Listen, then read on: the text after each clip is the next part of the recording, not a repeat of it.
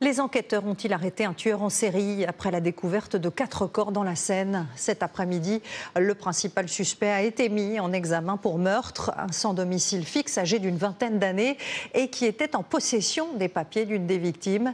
Une affaire qui aura mobilisé toutes les ressources des services de police. Victor Topneau, Marie Belot et Benjamin Ray. C'était un défi pour les enquêteurs. 4 corps qu'apparemment rien ne reliait entre eux, retrouvés le 13 août, ici dans la Seine, à Choisy-le-Roi dans le Val-de-Marne. Le principal suspect, à l'identité encore floue, vient d'être mis en examen aujourd'hui pour meurtre en concours. Que sait-on de lui? Il s'agit d'un homme étranger sans domicile fixe, âgé d'une vingtaine d'années, connu des services de police pour vol. Il fréquentait ce squat des bords de Seine à quelques mètres de l'endroit où les corps ont été retrouvés.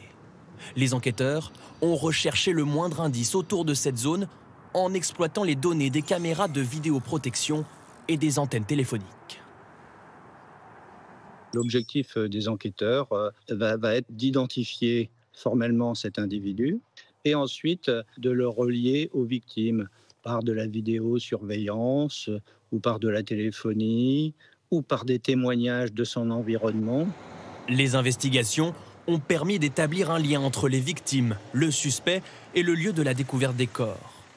Un travail d'enquête complexe aussi pour les médecins légistes chargés d'identifier les 4 corps très dégradés, comme nous l'explique cette professionnelle.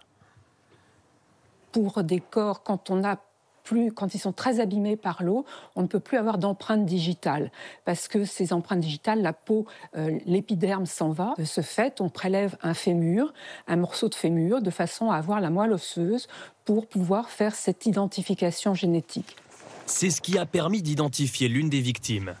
Les médecins ont prélevé des os pour retrouver de l'ADN. Ils l'ont comparé avec une brosse à dents appartenant à un homme dont la disparition avait été signalée début août. Les 2 ADN correspondaient. La victime est un homme algérien de 21 ans.